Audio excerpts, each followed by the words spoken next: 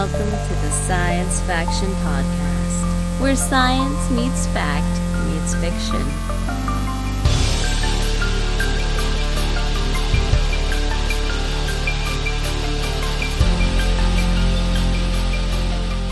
This is Science Faction for the week of August 17th, 2025. I'm one of your hosts, Steven Dominguez, and with me tonight, finally, two people. What's up? I'm Ben Lawless, and Devon's here. Devon Graft, what's up? He's back. He's back. Hey. I heard that you fell into a pit in your yard. Is that true?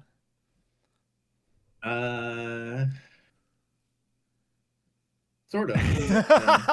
Okay. That was dramatic, man. I can't wait to hear the story. No, I was just more yard work.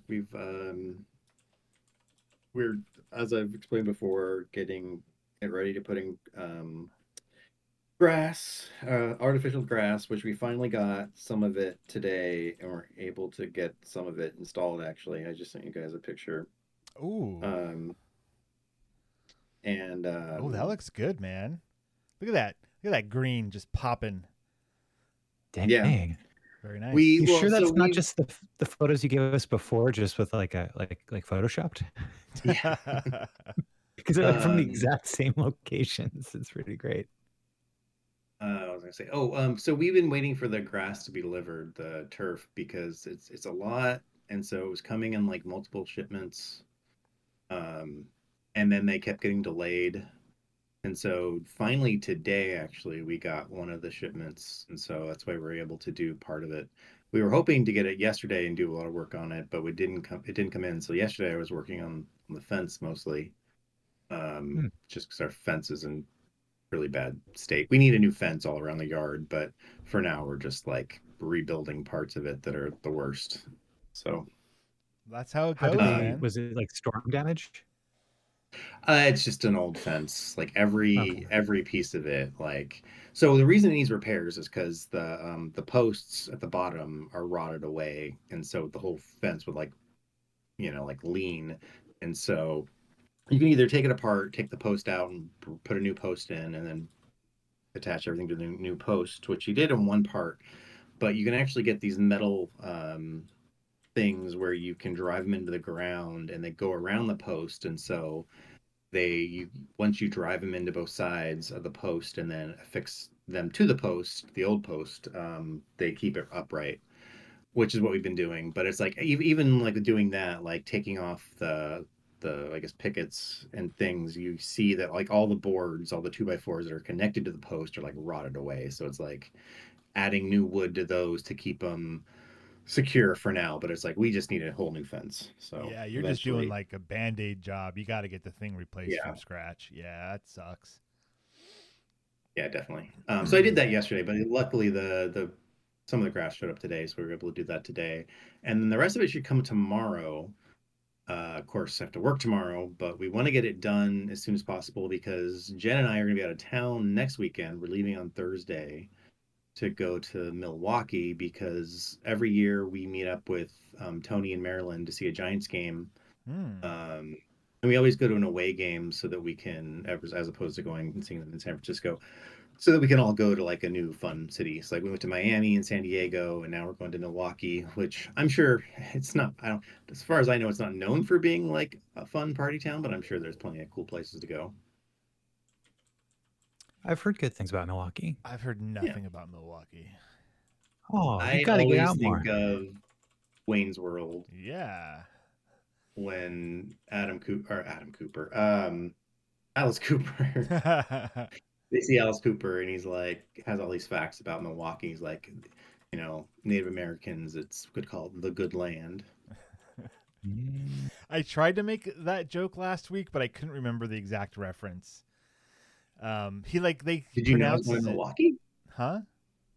Did Milwaukee come up, or Milwaukee? That's what I said, and Ben was like, "You're being insensitive to the plight of the natives," and I was like, "What?" I think that's what happened. Which I don't recall that, but that sounds like something I would say. So yeah, yeah. Hey, but you knew I was going to Milwaukee? I don't know how it came up in conversation. Maybe I mentioned that before. I don't know. Can we read back the transcripts? No, there's nobody here. There's no transcripts. So our we'll patrons get our probably intern know. on it. Yeah, our intern. Come on, intern. Cool, man. So Devon, you've been working hard, not hardly working. That's fantastic. Ben, can we get some Orion updates? What's going on with Orion? You know, he's as happy and as carefree as ever, but he's started to lose a little bit of his appetite. Probably just his appetite for bad food, because I think that he's just getting picky. He doesn't want to eat his dry kidney disease, the food that's good for kidneys. Oh, not kidney disease food. Well, okay, I got a solution for you, Ben. You're not going to believe this. Don't eat the food that gives the food called kidney disease giving food. Don't give him that food. Yeah. Okay, so the medicinal food or whatever it is that's for him, he doesn't like to eat. He likes the canned food though, so he's eating. The that's expensive fine. food. That's good. Yeah. He's a dog of fine taste, and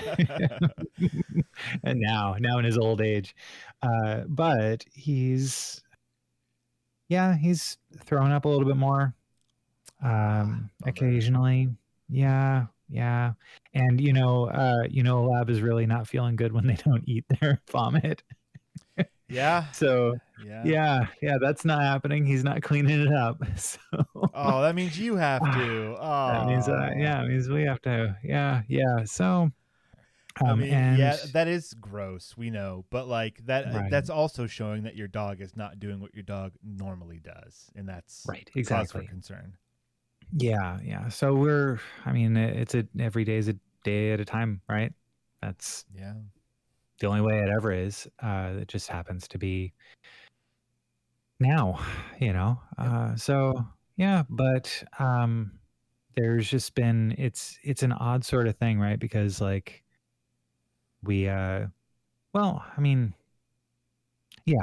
it's tough going through this on an extended thing, but what an incredible gift to be told by the doctors, hey, he's not doing good, and we get to enjoy this time with him when he's almost normal, Yeah. Oh, for sure. Just given that peace of mind of we know what's going on. We know it can't be solved. So here's our course of action. And just knowing those things, it's going to lead to a sad ending, but he could get a kidney transplant, but I don't think we're going to do that. Yeah, no. I mean, right. Look, he's a great dog, but he's not that great of a dog. I'd say the same thing about mine. Let's go peacefully. We don't need another kidney. That's tough. That's a real tough call. Yeah. So,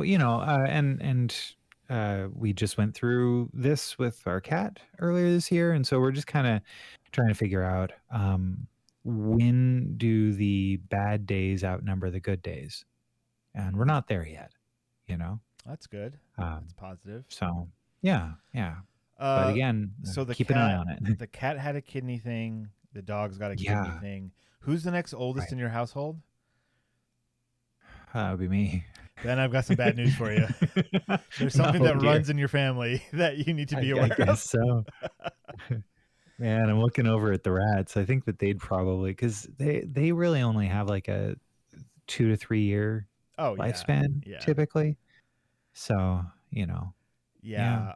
so Marcia, my sister-in-law used to have rats, and she would be head over heels over these things and do the surgeries to give them extra life.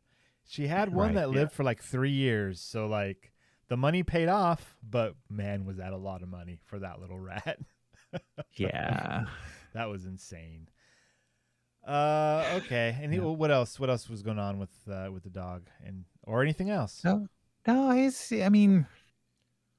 we're giving him 1 liter of subcutaneous fluids every morning, which that's a lot of fluid. And so because he's only got one eye, and now he's got this hunchback from immediately after getting a bunch of fluids. We've Oh, been calling him yeah. our Quasimodo dog. You know, Wow. but he's Yeah.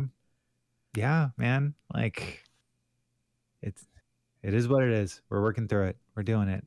You know, we're doing a lot because we are still, of course, working. You know, like getting him. I think twice or three times a week we've been getting blood work done Oh, okay. just to Yeah. check, and his values are not going in the right direction. Right. So yeah. That's sad, and it's gonna do what it's gonna do, man. Yeah. That sucks.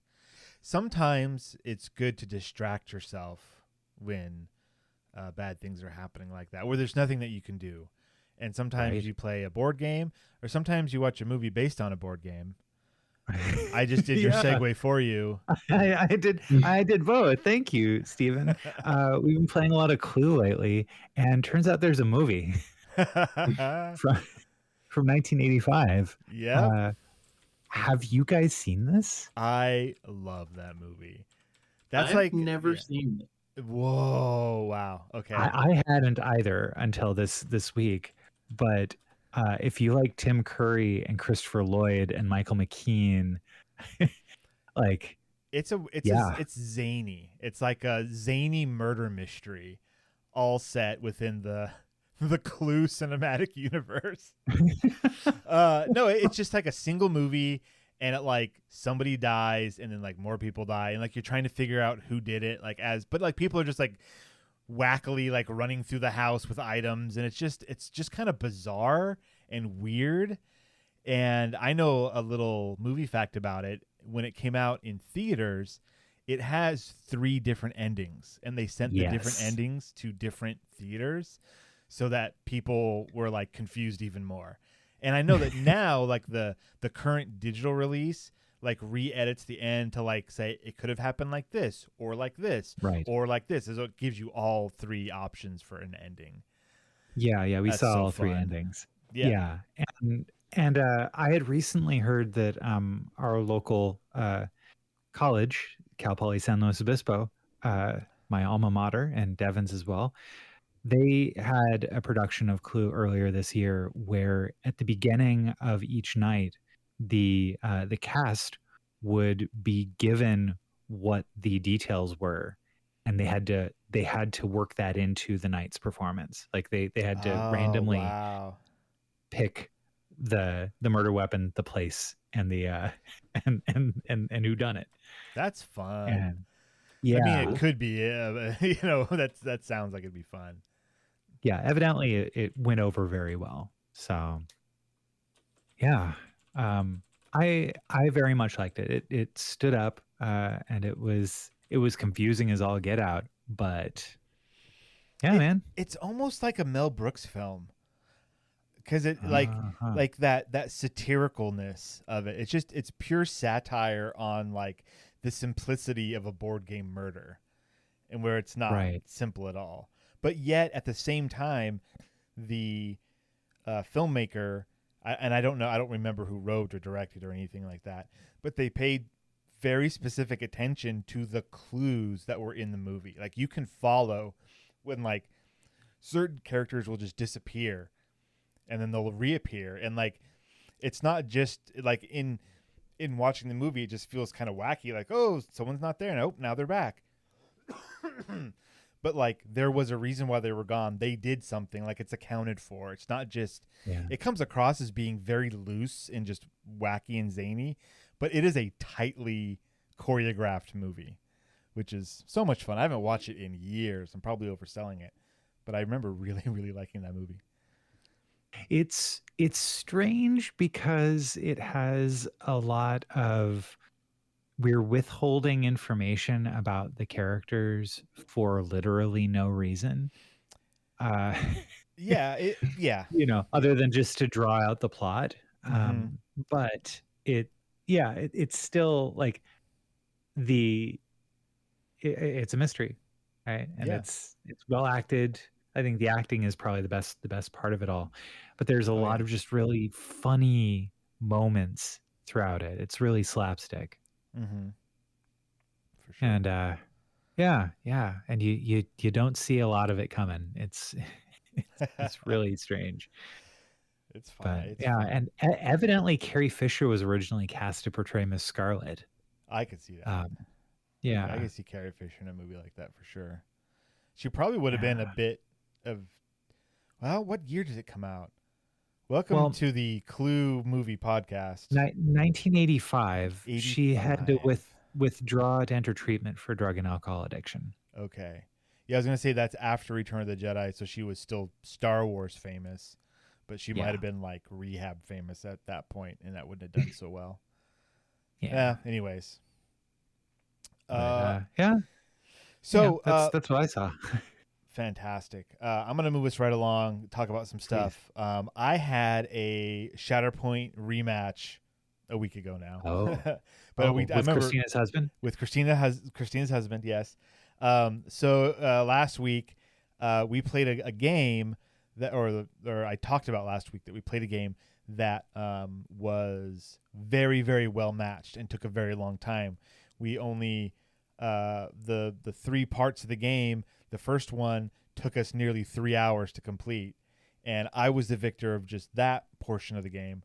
And so then we had a rematch, and it was the same squads, the same terrain. It was the same everything except for the objectives were in different places. And of course, playing the game, who gets the turn order is always randomized. So the game was very similar, but not exactly the same, because that's the nature of this particular game. Anyways, Greg won. Okay. Yeah, I don't. This was a week ago. I've played an RPG and a different miniatures game since then, so I don't remember all the specifics other than we played 2 rounds in about that 3-hour time, whereas before it was 1 round in 3 hours. There was a really good back and forth. It was still a really good matchup, but he just after that first round, he barely. I remember it being very, very close that first round, and he ended up taking it. And then come the second round, I had used up a bunch of my resources and like doing fancy stuff in that first round. That the second round, I just couldn't stand up to what he was dishing out, and he won that one pretty easily. But man, Shatterpoint's still a fun, awesome game. I just got another box today, the Deploy the Garrison Squad Pack, which has Director Krennic, Death Trooper Specialist, Shore Troopers, and Death Troopers. And I'm excited to get that built and painted up. Play some more Shatterpoint. It's cool stuff. Today, actually, we played this other game called This Is Not a Test, which is, again, a miniatures war game where I was actually like a third wheel on the game. It was Christina's husband and another friend of ours that plays, and it's like a generic post-apocalypse kind of. So you have like raiders and mutants and caravan people and like all of these like tropes of the post-apocalypse, and you pick one of those and you build out a squad.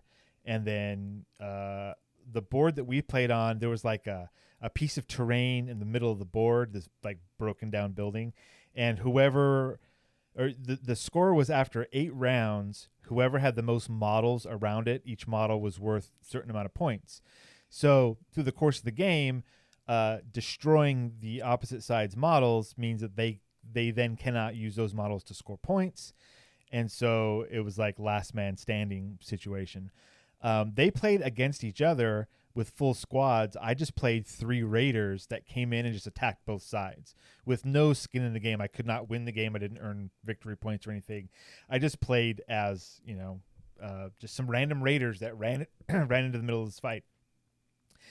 And it's a really cool system. It's not very well known, but it works really, really well. And I was able to use my Fallout minis as my raiders, and of course, Christina's husband has a fantastic boards where like the play spaces, if people listeners aren't familiar, typically in these miniature games you have terrain, and terrain has meaning within the game. If there's a building with several levels, maybe you can climb up on those levels and get a better shot on your enemy, and that could give you bonuses to your dice roll, stuff like that. And that's how this game was as well. And so the board he had a piece of a a broken bridge and several buildings, one of them mostly destroyed, and cars that were all wrecked up. And there were a couple of cars, and they were like dented in a very particular way, and they look like the size of those like die cast cars that you see in grocery stores that they sell, not the Hot Wheel size, but like a size bigger. I was like, oh, are those from the grocery store? He's like, oh no, those are from an old The Walking Dead miniature game. That's Rick Grimes' truck. I was like, oh, okay, that's cool. I didn't even know there was a Walking Dead miniatures game. Anyways, that game was a ton of fun. We were all learning, so and I don't remember who won between those guys, but it was fun, and it kind of reminded me, Devin, of when you came and we played Relic Blade, where it was just like, I have a team, you have a team, each of our dudes do something a little bit different, and we fight, and it was just that, but like post-apocalypse kind of. So anyways, that's what I did today, and that was a whole lot of fun. The other thing I was going to talk about looks like Devin's talking about in our next segment, so it might be time to move right along to that. What do you think, guys? Well, would it be in the future or now? Oh, that's a great question for Devin. Talk about that show, or those shows that you've been watching. Okay, so I've listed 2 shows, Dark and Alien Earth. Mm-hmm. So, Steven, you show you mentioned was Alien Earth. Have you guys seen Dark? My mom's been at my mom. Shout out to my mom. Hi, Mom. She's been trying to get me to watch it for like years. Yeah, but I started watching it, and it's dubbed or subtitled. I didn't want to watch it dubbed. I was trying to watch it subtitled, and that wasn't good for me. And I watched a couple episodes. I got a little bit lost, and I was like, I need to come back to this later when I can focus, because like kid stuff was happening at the same time. So, and I just never got back to it. Yeah, we like to watch things with subtitles on anyway. So we are doing dubbed and subtitles. Oh, fair enough. Yeah, the first season is weird because they didn't do a good job of having those be the same. So it's like 2 completely different people like translated it for the subtitles and translated it for the dub, so they don't match. Second season's like perfect, and then the third season, which we're on now, we're almost done with the show. It's slightly off sometimes, but it's fine. That's really not that important. The show itself is pretty good. So yeah, Steven, you said you watched some of it a little bit. That's all right. So you see the same characters in different times. So they cast different people, different actors for the same character to represent them at different ages. And then it keeps getting more and more complicated with people traveling through time and things like that. How does their time travel work? I didn't get that far. So it works in the way that whatever someone does when they time travel is what happened originally. Okay. And they do a really good job of that. So it's like, basically you can't change anything, because if your future self tells you to do something and you do it, they already knew you were going to do it and already have a memory of you doing it. They just tell you to do it because when they were you, the younger self, their older self told them to do it. So they're fulfilling the thing, but it's no matter what, it's going to happen this way because that's how it happens. You know what I mean? Oh yeah, like when I was writing a time travel short story. That's the same style I was going for, and that is incredibly difficult to write. So, and this is a show with an ensemble cast with multiple periods of time. Like it starts off with, there's the present, and then they go back 33 years. Everything is based on kind of a 33-year cycle. And so then there's 33 years before that, but then there's also 33 years ahead of that. And then later seasons, it's like, oh wait, no, we're going to add more periods of time. and then I guess I won't spoil anything, but No. there's an extra level of complicated complexity in the third season. And it does a really good job of that. Like everything, like even like as watching it, I'm like, when someone does something, they're like, their younger self is like, well, I'm not going to do that, even though, they know their older self does something, they don't agree with their older self. And they're like, well, I'm not going to become like that. And you're like, no, you have to. You have no choice. That is what you That are. is what That's what happens in happens. this timeline. Yeah. Mm. And it sticks to that. And that's kind of the whole point of the show is there's this knot and cycle that everybody is stuck in, because no matter what, you can't change it because it's already happened before and will happen again, and there's no way out of it. um and of course, but that's the whole point, is like trying to get out of it. And then there's like these, kind of secret organizations trying to manipulate time, but again, it's not really possible. Yeah. But so yeah, How, it's got all that, and it's written really well. how's the vibe? Because I think that when I was talking about it with my mom, it was in reaction to me saying how great Tales from the Loop's vibe was. And she was like, well, if you like that vibe, like kind of the slow burn and kind of It's the this Well, that's also what's kind of funny, is it's a slow burn for sure, but also it's like each episode feels a little slow, Mhm. but yet it seems like a lot of stuff happens in each episode. So there is and payoff. and mind you, I'm saying slow burn in the best possible way. Like Yeah. there's Well, no, I think yeah. so. All of that, I think it's a really well made show. It's really well written. I and Jen, because she kind of mentioned this scene before me, we're at the point where we're like, okay, can this just be over now? Like, Oh, it's been it's too slow of a kind of burn. becomes a slog. So the slow burn turned into a slog. Yeah, but it does a good job of keeping the pace that it sets. Like, it doesn't, a lot of shows could just be like, oh, we're in it now, like so much crazy stuff is happening, we're gonna really amp up the pace and like all this crazy things. But it does a good job of staying at the same pace and still focusing on characters. Like, crazy stuff happens, but every character is still like, wait, what? That's insane. Like, how could this happen? How are you? Blah, blah, blah. But as the audience, you're like, okay, we've seen 3 seasons of this. We know it's all this crazy stuff's happening. Get on board. All right. Mhm. Like, and so, but it's really good, but it can be, it gets to be kind of a slog. And there's a lot of kind of like we even like kind of decoded like the structure of an episode where we're like, okay, now this is going to happen, now this is going to happen, and then we're like, oh, and I know the dialogue because they're going to say, we don't have time, oh, like, oh, I'll make everything right, or like they say the same things over and over, and you're like, okay, we get it, all right. So it's really good. I think you should watch it, especially Yeah, Steven, with how much you love time travel things. Yeah, yeah. And it then has a if it's the vibe 95% you like, on you should watch it. yeah, it has a Maybe if it 95% on Rotten Tomatoes. So like No, it's a really good show. Like, Nice. maybe if it was something where you had to watch it one episode a week, where you could like look forward to like, oh, what's gonna happen next? But binging it, it's like, okay, it's a lot of the same stuff. Was yeah. it originally aired somewhere? Because It's streaming German, so I don't know the if like they aired it originally as like a weekly thing or because how it worked. the pacing of streaming only shows versus shows for traditional broadcast TV is different. It's different pacing because you got to think about True. commercial breaks and you have to think about weekly things and what's the audience going to remember versus what's all that kind of stuff that you can kind of throw out the door with streaming because they're going to watch it I don't in a think row. they're not worried about you remembering, because they do not like they get to the point where like, well, you know who everybody is, right? We don't need to re-explain stuff. And you're like, this person is doing this thing with this thing.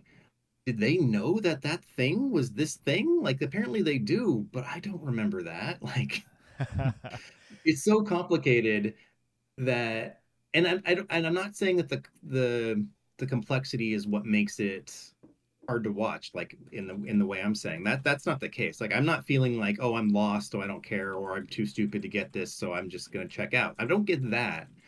I'm fine with sometimes it's like, oh, I don't remember this, but I'm assuming it was all set up properly because it's a really well written show, and it's just there's so much going on that I don't remember this one specific detail that this one character learned, and now they are acting on that knowledge. I'll just assume that I saw that and that they're acting properly on that knowledge. I just don't recall when they gained that knowledge. So, do you But think the show is good about like keeping, like not doing the bait and switch thing with certain characters? Like, oh, this character's always been good, and then suddenly does a bad thing, like because then you'd have to remember why they did the bad thing. It seems like the show is more like no, consistent that way of like, no, it's consistent. Yeah, no, yeah, it's consistent. That's cool. Because that's what you need in time I think, travel. You need consistency, otherwise it falls apart quick. yeah, it's a really well done show. I recommend it. Just maybe don't binge it. Maybe it's not a bingeable show. So Or maybe it's watch just a me. Maybe it's couple, just Jen. wait a while. Okay, fair enough. Because Jen the other night, she's like, "Can we watch this on like 1.2 or something?" And I was like, "I wish, but that's only on like your browser or your phone." Oh, wow. She wanted to speed through it. Huh. Fair enough. Okay, but what about Alien Earth, which is the one I thought you were going to talk about? That's all right. There we go. Yeah, actually, I'm going to tag up on that a little bit. It is just all right. There are some choices that they've made that I'm like, oh, that's not good. I don't like the editing at all. There's something just like weird and choppy, and they do weird like imagery fading in and fading out too much. It feels like a music video from the early 2000s. Like, I don't know. There's just something weird about it. Yeah, that struck me right away because they do that right away. They start having these flashes of things like, "Don't get bored. Like, don't worry, we're having aliens coming. Look, here's an alien." Like, 10 seconds into the show, here's an alien. Look. It felt like it was pandering to the audience so that the audience wouldn't get bored. I bet you that's studio notes. They're like, "It's too slow. It's too slow. Dark is a failure. Don't do that. They hate that. Speed it up." So yeah, that'll get too high of a Rotten Tomatoes rating. Like, yeah, you don't want that. Can't have that. Yeah, Alien Earth. That's another one that's got a huge, really high Rotten Tomatoes rating. Which one? Alien Earth. It's like it's like critically. Yeah. Oh, right on. Yeah. So the editing bothered me the most. Yeah. The other thing that bothered me the most is that this is so very slight spoilers for the show. A spaceship holding aliens crashes on the Earth, and the people come in to see what's what. Right. So right away you have characters that are going onto the ship, like from the buildings it's crashed into.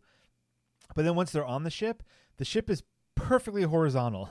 Like, they didn't tilt it at all. It's just because, they're sets, whatever, but like not even trying to like make the shadows weird or anything to make you think maybe the ship has been tilted. They just forgot about that bit. I'm like, that's weird. That's bringing it out for me. Yeah, that whole crash thing. I agree. I have a lot of issues with that, but I kind of just was like, whatever. I'll just give it a pass for that. Yeah, but that I'm like, there's okay. a lot with that. That would the amount of destruction that would have caused. Yeah. And how did they not see it coming? Yeah, I mean, what would you do? It ran into something like near like the moon's orbit, it seemed like, and then it had the whole like coming in like. It's Earth. Are there not like tons of satellites and space stations and spaceships and all kinds of sensors and everything to detect like anything happening? And then it just surprisingly comes out of nowhere and runs into a building, and like, so should have known that was happening. There could be a couple of in-universe answers to that, where like one, Weyland-Yutani ship, they didn't report it. Yeah, it didn't report it. It's keeping it secret. It got its transponder turned off. Like, there's a bunch of things that could make that like, okay, that's evil corporation. I hope an asteroid never comes towards the Earth. I hope an asteroid never comes towards the Earth in this universe, because they're not going to see it coming. There's no way. Alien not until asteroid. It hits the ground. Like, oh, I guess that was an asteroid. Oh, look at that. So yeah, that part. So those are like the bad things. The good thing, I think, the production design is fantastic. It takes that late 70s, early 80s future vibe and just expands on it. And I like all that stuff. The ship, there was like some shot for shot, like remakes almost from the original Alien, of like people waking up out of their cryopods, stuff like that, which was all just dead on. Mother, the way they talk to the computer, all that stuff's cool. But then you get to like the meat of the story, which one of them is like they're this other company, what's it called, like Prodigy or Prodigy. Prodigy? Yeah, Prodigy. Are taking brains. They're taking brains from kids that are gonna die and putting them into robot bodies, just to see if they can. And so there's that technology. There are cybernetic, so people with mechanical enhancements, and then there are also just straight up synths, or what would you call them? Which are already established in the Alien universe. So that one is Yeah. normal. Then they got these other two categories. So like, and they even tell you, it's so important. They tell you like when the show starts, they give you the text of like, by the way, you're gonna need to know these three definitions. yes, a synth is different from a I love cyborg. that. Is different from a hybrid, or whatever they're calling them. So like that, there's that, and then there were like, that was cool. Like, okay, fine, throw different types of life forms at me. That's what this show's going to be about. Bunch of different life forms. Cool, let's go. And then it goes to like the aliens on the ship, and there are the classic xenomorph, whatever their name is, style. And then there's others, and that cat one I thought was the highlight of whatever episode that one was in, because you see like this cat, and you're like, oh, there's they introduced the cat before, because it's like Jonesy, right? Like there's a ship's cat, and then after the crash, they come across it, and it like turns its head, and one eyeball is just like giant, and the other one's normal, and you're like, that's not right. And then it like comes out of it's very horror. Like, this is not for kids whatsoever. This like eyeball pops out with all these tentacles, and as soon as it pops out, the corpse of the cat just falls dead, and things start skittering around.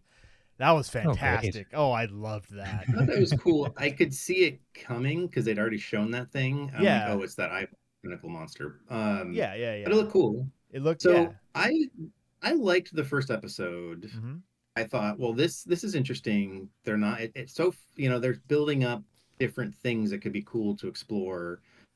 Kids being transformed, or their consciousness being uploaded into a synthetic body. Yeah, that's cool. The corporation stuff has always been part of the Alien universe, and it's kind of cool to see it in more detail. Yeah. I thought they did a pretty good job of like building the story up, and so I was on board after the first episode, and then the second episode was just so much a typical horror. Here's a group of people inside a spaceship. That spaceship happens to be crashed on Earth, but whatever. But we're going to go on board the spaceship, and then one by one, people are going to die. And I'm like, okay, that's fine if the idea is we're going to take an episode and get the aliens off the ship and then take them to like a research facility where the aliens are going to get out and start like colonizing Earth, and that can go somewhere. That's interesting. But then that episode ends with like an extension of that, like, oh, we're going to have to keep exploring the ship. Maybe, and if that's all it's going to be, the whole season is just going to be like, we're on the ship. Oh, we got to stay on the ship. We got to keep doing this ship stuff. It's like, well, who cares if the ship is on Earth or in space? Like, I don't. Yeah. And then, and there's the different aliens. I'm like, why are all the aliens like so like deadly? Like, it's cool, the xenomorph's deadly, maybe one of the other one's deadly, but if every single alien's deadly, it's like they're not interesting. There's nothing like new about them. They're just more ways to kill people. They're deadly in different ways. Like, I think really, and then you nailed it right there. Is that's what this show is? A bunch of different super deadly aliens killing humans until there's only a few humans and no aliens. Well, and then they have the thing like in the building where there's that party of like people who dressed up like it's the French aristocrats. That was weird. Yeah, which I thought that's kind of cool. I mean, it's insane they didn't hear a spaceship crash into their building, but I mean, that's kind of cool. But then that's just another thing for the alien to kill. Like, there's nothing more to it than just here's a funny, interesting set piece so that the alien can kill different people. And I'm like, okay. I did think I thought it was funny because I was like, well, in the first episode when the crew are actually kids because they act like kids, which is cool. That was done really well. The actors did a great job pretending to be kids. And I was even thinking, like, at the end of the first episode, when they're like, okay, this is the group of people who's going to go, like, save people on the spaceship. I'm like, oh, this is a great explanation for Prometheus. Like, if Prometheus, the crew members had been kids in adult bodies, great. That makes way more sense. And then in this show, it's like, okay, they are going to make dumb decisions, but it's okay because they're kids. We expect them to make dumb decisions. That's fine. They're in these robot bodies that they've established are super fast and super indestructible and all that stuff. Sure, put kids in there so they can make mistakes and then be okay. And then yeah. So that was all the feelings I had about it. The CGI isn't great with those bugs that like fell on the guys.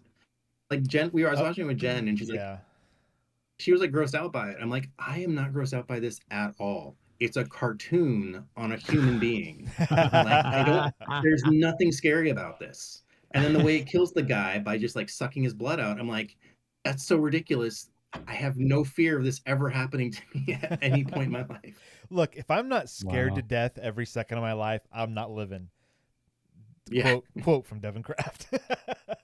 I mean, I still see the Xenomorph. And while there are some shots of it that are a little too CGI, like it looks cool. Like they built a whole suit. There's the behind the scenes stuff. It's a dude in a suit. It's all that. That's cool. So yeah, I'm kind of in the same boat with you. There was some. It's like Jurassic Park. What more can you really do with it? They're really squeezing the blood out of the orange. It feels. Alien hunts people down. It's scary. You can't, even if they were to capture it and put it in a research facility, you can't just have it like being like, I would love that. It'd be interesting if people were just doing research on it, but then it's not Alien. It's not a horror show or movie because it's just in captivity, and you're just like, oh, that's cool. What is its genetics like? What's the biology like? Like, I want you to dissect it and use like a microscope and like figure out what this thing is on, a molecular level. It's like, well, that's not what people want to see. Right. I want to see that, but yeah, I mean that's the trick with the Alien, because colors of the sky fade with the setting sun. What? That was weird. Who was that? That was Siri. Oh, okay. It's very strange. So, okay, we're gonna have to move on. I'm looking at the time. We're already 42 minutes in.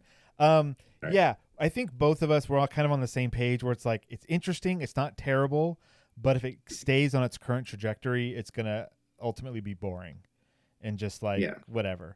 Don't care. So we'll see where it goes. Maybe it's got a twist coming up or something crazy that's gonna happen. Who knows? We'll have to keep an eye on it. Yeah, I'll keep watching, see what happens. I'm curious. Yeah. Is it coming out one a week? Yeah, the first day 2 episodes came out, I think, and now it's one a week. Okay. Mondays, gotcha. Monday. I don't know, but yeah, it's gonna be a 1 a week deal, and that's on FX. If you have Hulu, if you have Hulu with Disney, I watched an Alien TV show on my Disney account. That's words that are just wild. Ben, tell us more. In the year of our Lord, 2025. What's a sentence you can say that wouldn't make sense to anybody 10 years ago? That's one of them. Ben, give us the scoop on these strange new worlds. Well, so the 3rd season's been going, and I think that the best episode so far of the 3rd season just aired this last week. It's called The Sailot Who Ate Its Tail, and I think that that's really saying something. I mean, okay, so it's a good episode. It's a really good episode. I think that it was nice having an episode this season that didn't rely on things out from outside the time stream of Strange New Worlds. It seems like a lot of the episodes this season have been kind of bringing in elements from other Trek shows, which are great. It's totally awesome. But the other Trek shows happen later in the timeline, so there's really no excuse for a lot of what we're seeing. Mostly because it just gets contradicted by a bunch of stuff later on in the time stream. But this latest episode did not have that. and the Salot Who Ate Its Tail. It was wonderful. It was an episode where Lieutenant Commander James Kirk assumes his first command of the Farragut as acting captain after a major crazy thing happens that kind of disables the ship, and so Enterprise is called in, and they get kind of sucked into it too. So it was a really cool and neat episode, and the twist at the end was well done. So bravo, Star Trek. The same Kirk that we've seen before on Strange New Worlds and on yes, that other show. Okay. Just Strange New Worlds. Yeah. Yes. Wasn't he? He wasn't on Discovery. Oh, okay. Mhm. But some of the Was. Strange New Worlds people were, right? Yes. Yes, Okay. Spock and the whole crew. And, yeah. Yeah. Well, not the whole number crew. one, and Pike. Okay. Yeah. Were, I yeah. couldn't remember all the timey-wimey. You just well, that's gotta cool. watch it, man. What's a Salot? A Salot it's like a cat. It's a pet. It's like a giant bear, really. You know, that's kind of kept as a pet on Vulcan. I was just gonna say, didn't Spock have one as a kid? Yeah. It's about like 8 foot tall with giant fangs. Is that one of those animated series things? Yes. So, but like as cool as all this is, I think it's really awesome. We should celebrate a win. Star Trek just got its first Hugo Award this year since the Next Generation's finale. And it was for Lower Decks. And in fact, they got 2 Hugo Awards. And so the first one that they got was for Best Presentation Short Form, which went to the final episode of the show, Lower Decks. Wow. So way to go. Well deserved. Very cool. And then they also won a Hugo for the interactive graphic novel Star Trek Lower Decks Warp Your Own Way. Which is a choose your own adventure comic book. Oh, wow. Written by Ryan North, who's incredible. Like everything I've ever read from Ryan North is just tremendous. And are you guys familiar with Ryan North? No, I don't think I'm so. not. So you'd know him from Dinosaur Comics. I'm sorry. As well.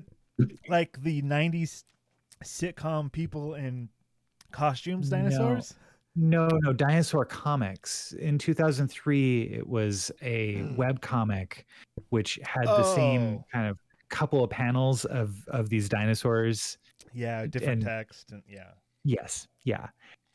But so he kind of got his start there, but he's been writing Adventure Time. He's been writing a bunch of Marvel comics for years. Right on. He's won Eisner Awards for The Unbeatable Squirrel Girl. Nice. And then he also we've talked about him on this podcast because he was the writer for B to the F, the Tumblr blog turned into a novel or a review, a page by page review of the original Back to the Future novelization. That was wild. I remember that. Yeah. He wrote a book and made a video game out of To Be or Not to Be. That is the Adventure, a retelling of Shakespeare's Hamlet, which is a choose your own adventure thing. Yes. More on that a little bit later. Anyhow, Ryan North has been doing some incredible stuff, and he's also been writing like all of the Lower Decks comics, or most of them at least. Fantastic. And so he got he and Star Trek Lower Decks got a Hugo win for Warp Your Own Way. So way to go, Great. Star Trek. Good job. Especially because like winning a Hugo is kind of a big deal. It's not like this isn't the first time Star Trek's won a lot of Hugo Awards since its inception in 1953. but it's the first time since 1994 with the Star Trek: The Next Generation finale. All good things. Man, So yeah, that's great. Good for them. yeah.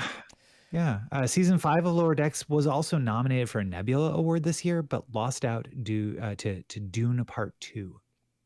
Ah, stupid Dune. Yeah.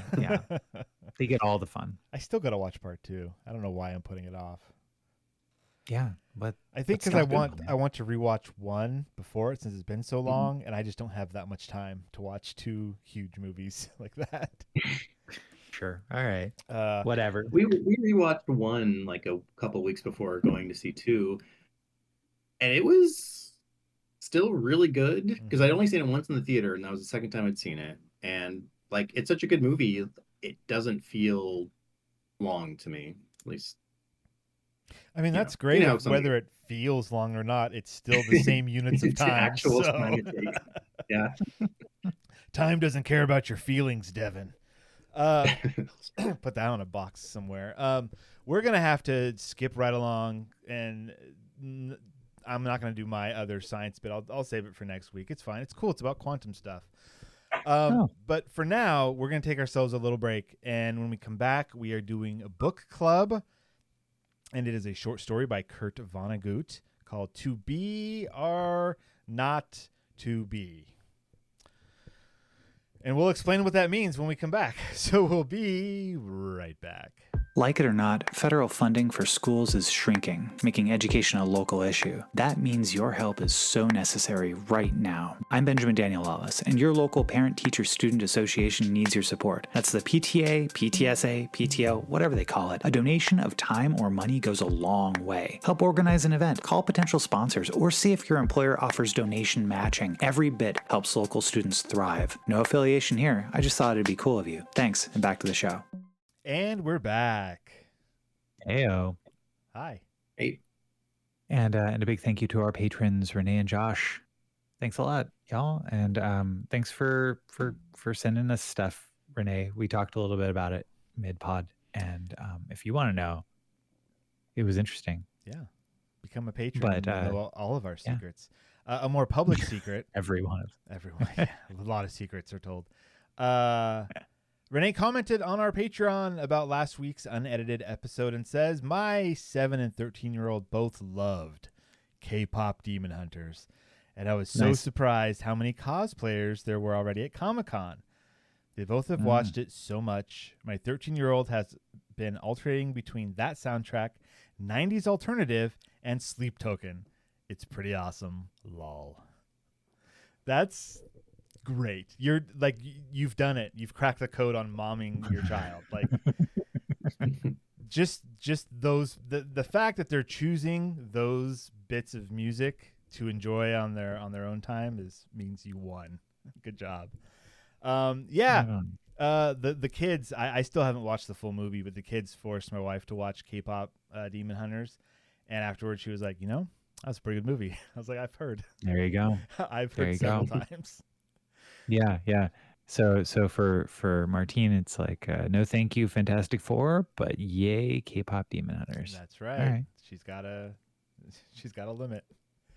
Especially when it comes to Marvel. I think the world has a limit. Ben, tell us, what are we reading next week? Next week, we are going to read a story that won the 1972 Nebula Award for Best Short Story. This is When It Changed by Joanna Russ. And awesome. So we'll have a link to where you can download it on archive.org or listen to it read to you because you're lazy on YouTube. Yeah, that was directed directly at you, Devon, just so you know. No one else. And of course, this week we are doing Kurt Vonnegut's To Be or Not to Be. We have links to Gutenberg and YouTube for the lazy. Who wants to talk about this? And specifically, the not is a 0. This is 2, and then the letters BR, the number 0, the number 2, and then the letter B. If you're trying to search for this, with spaces. It looks like 2 bro True bro to be. Too bro to be. That's what it looks like. Which is like the best. That sounds like I know my calculus, like a bro, like a boy band, a bad boy band song. Too bro to be. Boy band calculus. That's a good title that no one will understand but you. Yeah, that's right. So I read the Gutenberg.org just like text file, like raw text file. My man. My man. At the beginning it says here, actually first, let's see, this e-text was produced from World of If January 1962. So is that when this story came out? 1962? Yes, 1962. That's it. Okay, wow. Like the language of this, I was thinking more closer to early 70s, but maybe he was ahead of his time.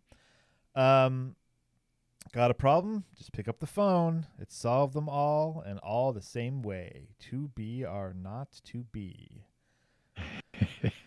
Everything was perfectly swell. We're just going to read the whole thing. Might as well, right? There were no prisons, no slums, no insane asylums, no cripples, no poverty, no wars. All diseases were conquered. So was old age. This is there's a couple things to talk about with this short story. First is the way that it was written. Kurt Vonnegut's style is fantastic. I love the way he writes. He's got this very like loose lingo way of talking within his stuff. And then there's like the content of the story as well, which is just horrifying. And then there's the fun little bits like songs and propaganda. Like it's well, in a lot of his books, he like has doodles. That's like right. Draw something. It's funny because I listened to Breakfast of Champions, read by John Malkovich. Oh my gosh. Huh. And he's already John Malkovich, so it's crazy. Yeah. But it's just funny because then that book in particular has a bunch of drawings by Kurt Vonnegut, and it's like John Malkovich just says, and then there's a drawing of, and they just like, it's very bluntly like, and there's a drawing of a man, and then he keeps reading, and like, it's just so, it's already so surreal to have you reading this, and then you're just like, oh, and then there's a drawing of this. Anyway, it's weird. Yeah, I remember one of his books that I read. I want to maybe it was Catch-22. I can't remember. Didn't write Catch-22. Not what am I thinking of? Not Catch-22 then. Joseph You're Campbell? thinking of Slaughterhouse-Five. Slaughterhouse-Five. Thank you. I knew I was close. The fact that you knew that, Devin, we're friends forever. Slaughterhouse-Five. It was when he was like, I saw an alien and it looked like this, and then there was a doodle, and it was like the craziest looking thing. And when I read that for the first time, I was like, this is insane. How is this a book? This is so cool. Only in sci-fi. Oh, I love it. Anyways, Ben, go through the story with us. What happens? Well, all right. I mean, it's important to know that like the entire society is built on a particular thing. Like population control happens because they've solved all like aging, and the only way that new people can come into this world is if other people volunteer to leave it. Yeah, and there's conversations between characters about like the morals of this, which is cool. Yeah, and so the title is "To Be or Not to Be" is the phone number that you call for the to make an appointment at the gas chamber to die. And he hold on. Kurt Vonnegut took the time to come up with slang for what this thing is. Oh, so much slang. And that was like, I'm trying to find the list of it, because it was a little unhinged. It was like, here we go: automat, birdland, cannery, catbox, delouser, easy go, goodbye mother, happy hooligan, kiss me quick, lucky Pierre, sheep dip, warring blender, weep no more, and why worry. That's the Yeah. slang that people use in this world for The Federal Bureau of Termination. yeah, volunteering to die. Mm-hmm. Wow.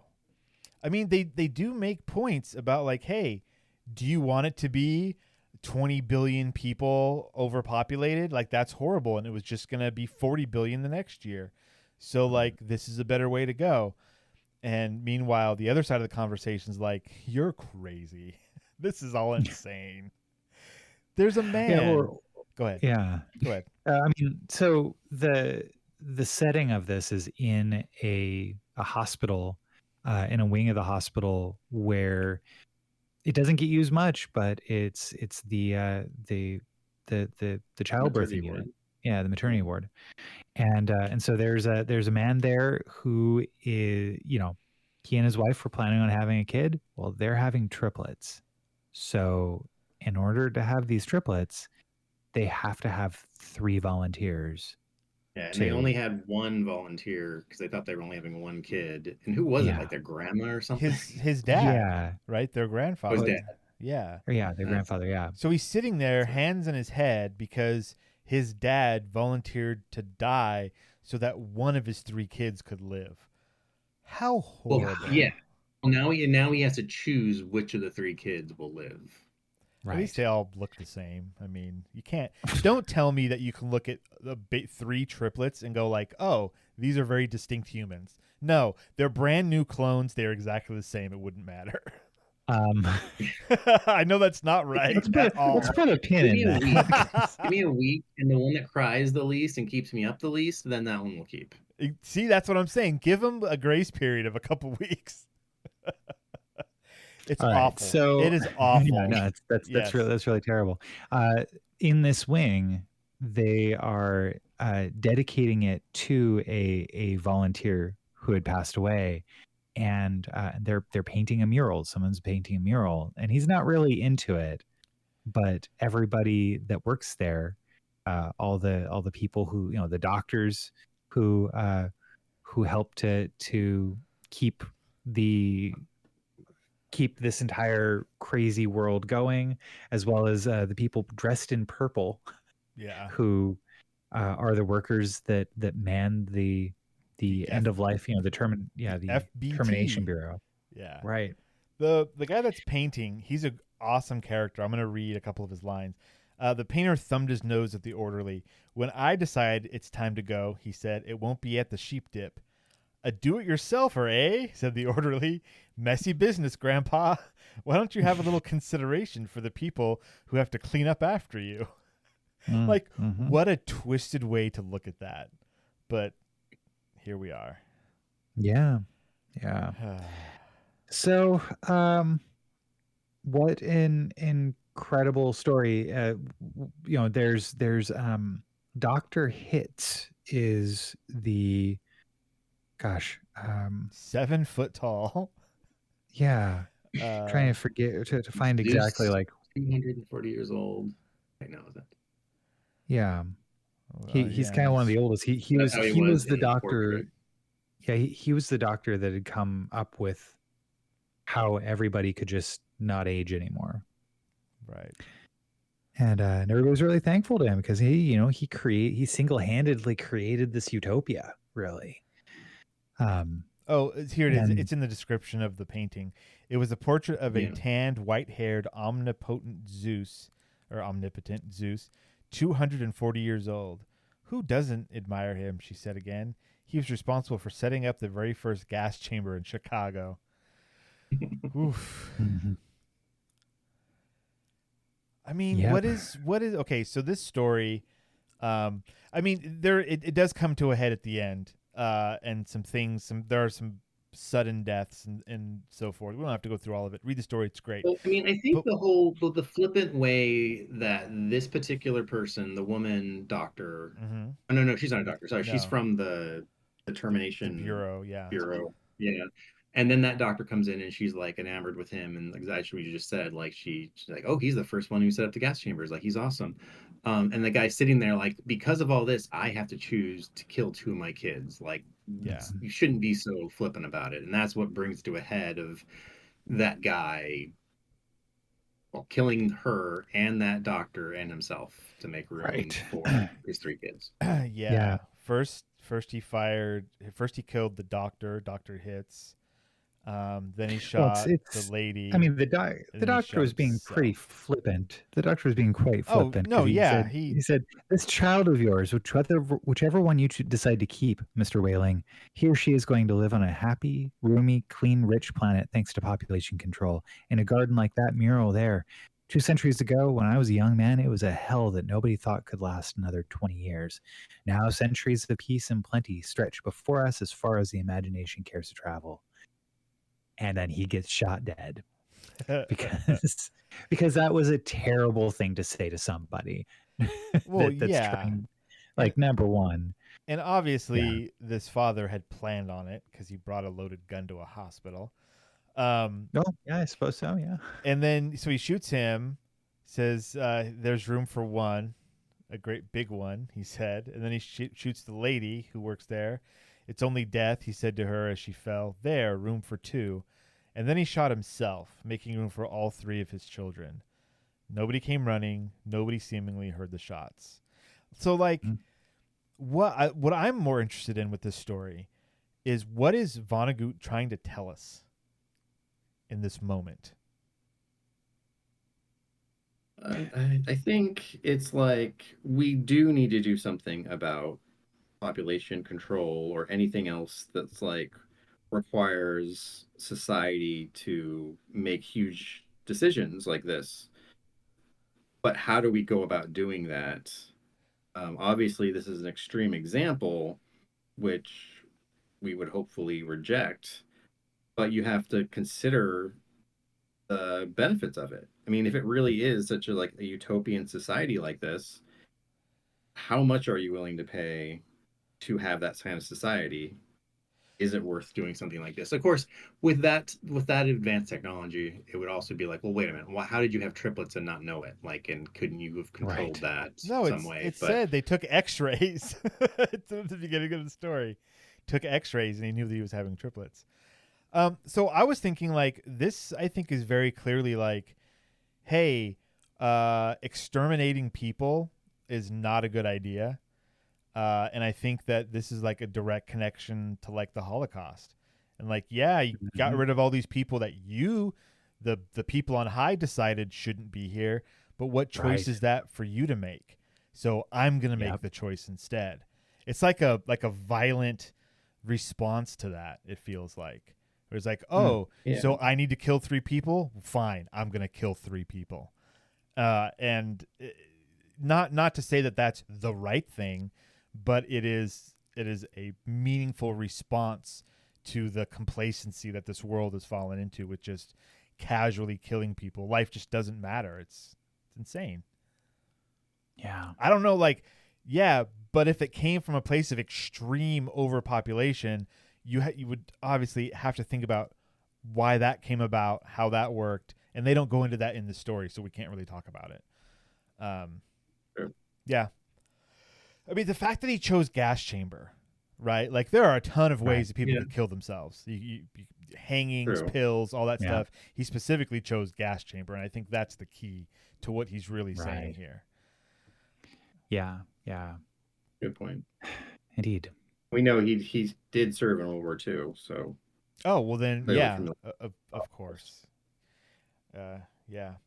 So, don't let the fascists get you down. Still, apparently. This is a great story. I love Kurt Vonnegut. All of his stuff is just weird and cool. He's got other short stories if we're ever in need of more short stories. Oh, we're going to dip back into that for sure. We've got to. Yeah, I'm down. And I guess the to be or not to be as a title is just like a cheeky, like, joke. Because it's like, to be alive or not to be alive. Is like, people clearly choose to do that sometimes. Well, first of all, if someone just randomly chooses, they're like, I've had enough of life, which makes sense. If you're immortal, you can, eventually you're still going to be like, look, I've had enough. I think it'd be more than 200 years, but people might make that decision. Does that open up a slot? Do people then like, oh, hey, there's a slot open. Like you can have a kid and not have to like convince somebody to kill themselves. I think like that's the thing is it's a fake choice, right? People who can live forever are never going to choose to die, right? His grandfather or this guy's father chose to sacrifice himself for his grandchild. It wasn't like, oh, I'm done, I've lived enough. No, like that's the wool that they're pulling over your eyes, is saying that you have a choice. You don't. All the people that have immortality are going to do whatever they can to keep that immortality, which means no one else can have what they want. If this family didn't get anybody to sacrifice for them, they'd have to kill all 3 kids. Like they didn't get pre-approval. That's why this guy, Luigi Mangione, this guy, he was like, I've had enough. Like you say, like someone has to die. It's going to be you. I'm choosing you. Oh, I love this story even more. It's even better now. I think that's part of what they're saying as well. Is it's the illusion of choice. It's the illusion of a better world. It's horrific. Anyway. Yeah. Good job, Vonnegut. You are well known for a reason. All right. I think it's pretty Vonnegut. Vonnegut, not Goot. Vonnegut. I've never heard someone say Goot, but it's I don't know. It's spelled that way. Goot, but how would I have heard his name? I might have gotten an audiobook of his from the library when I was a wee lad. I'm probably mispronouncing it though. All right. So that's it for this week. Go read that. It's a cool story. Cool. It's a very interesting story. Made me feel things. Next week, When It Changed by Joanna Russ, or is it Roos? I don't know. I don't know either. I'm just going to say it how I'm going to say it. And we, of course, have links in our show notes for you to read that or listen/watch it. Guys, is there anything else we want to talk about before we end this thing? Devin, you got any last words? End it all. Go check out a suicide booth. Ooh, someone please reach out to Devin and make sure he's safe. That's just what that story reminded me of from Futurama. Yeah, I'm sure Futurama, like the idea of suicide booth in the future, it's like that's pretty Vonnegut coded, if you ask me. Mm-hmm. All right, well, in that case, Ben, do you have any last words? Well, so this is a true story. My wife and her mom were driving around, and my mother-in-law looked over and said, "Look at that house. They just have a bunch of junk all over their front yard." And Nicole said, "Mom, I'm pretty sure that's a garage sale." Good night, everybody.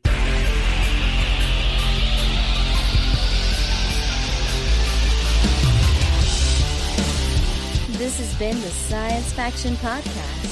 Tweet to the host at SciFact Podcast.